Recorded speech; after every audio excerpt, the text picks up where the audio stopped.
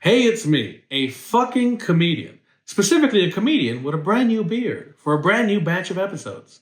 And that beard's name is Martha. Now, the last time I was doing these videos, I had a very clear goal. Okay, fine. I had two goals. Technically, I wanted the people watching to know about this horrible bill that Congress was trying to pass alongside the border, but I also wanted to learn how to look directly into the camera. Since then, we've got good news and bad news. For one, Congress ultimately didn't pass that terrible bill that would have destroyed the lives of thousands of refugees. But the problem is, they didn't do it for the right reasons. Basically, by the end, Democrats were so desperate they were willing to pass anything just so that they could prove to the people that they take border security very seriously.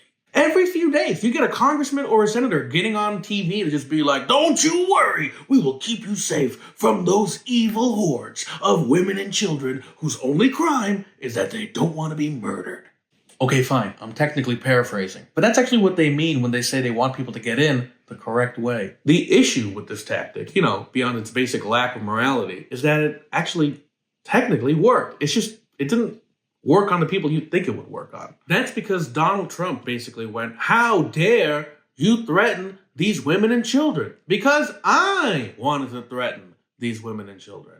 And as a result, he told all the Republicans not to vote on this bill, and that is the only reason the bill didn't pass. So morality didn't win the day.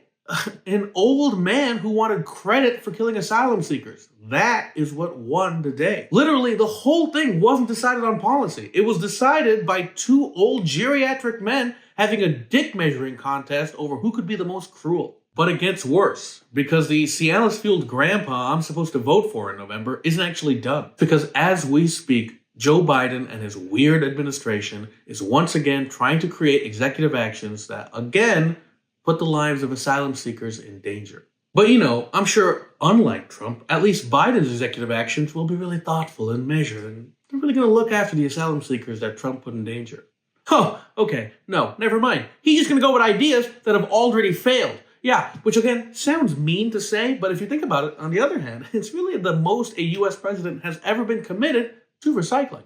Now, I could go into why all of these executive actions are specifically bad, or how we've actually beaten them all before in court. By the way, often with the help of Biden's administration. But one, these videos are supposed to be 5 fucking minutes long, and I already wasted 30 seconds talking about my beard. And two, this actually feels like it's part of a really annoying pattern.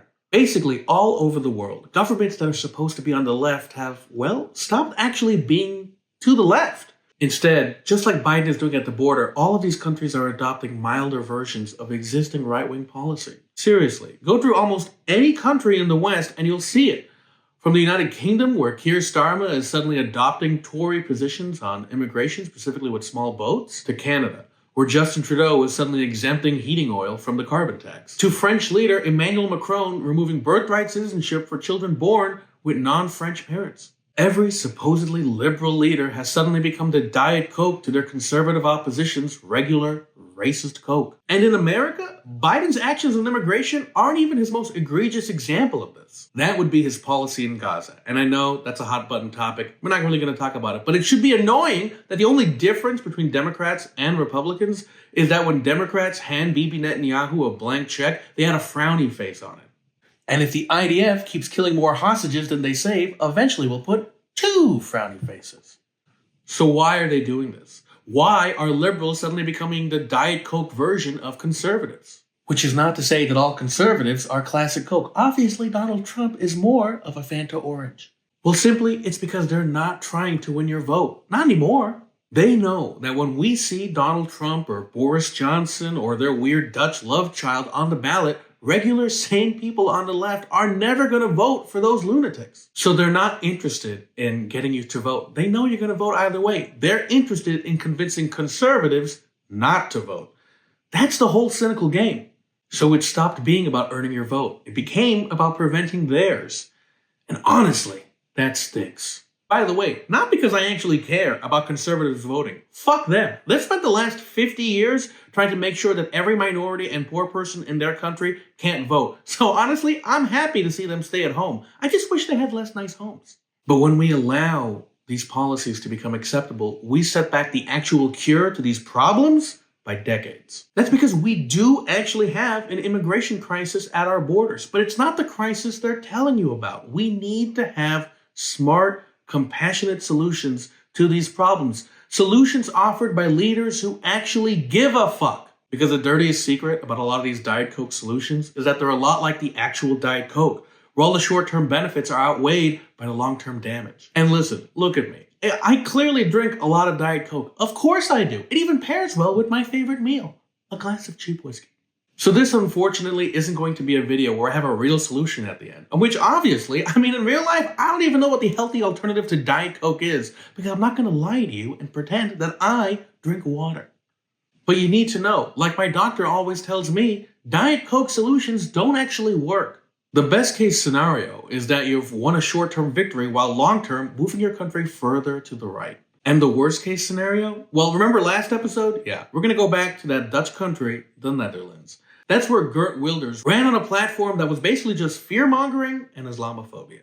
And yes, before you write me a comment on Instagram, I know he said that he was going to fund healthcare. But that was a lie. That's the same lie an American consultant will always tell you to say. He got elected because he said he was going to limit immigration and go so far as to maybe even ban mosques. And yeah, that got the attention of the average right-wing Dutch voter. Seriously, the last time a right-wing Dutch voter was this excited, he was snitching on Anne Frank. And understandably, it freaked out all of the other, comparatively more liberal Dutch parties, which, compared to blonde Mussolini over here, was most of them. As a result, two of the other parties also went the Diet Coke route and said that they were also going to limit immigration. They wouldn't go as far as Wilders, but they were going to come close.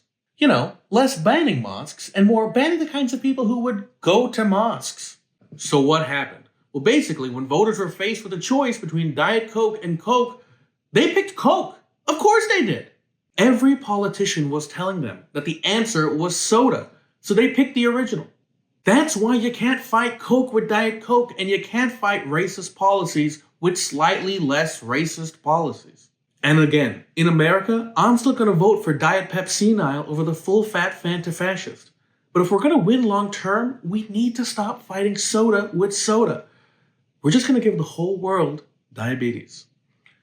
And that's been For Some Reason. I've been Sid Singh, and we'll see you next week.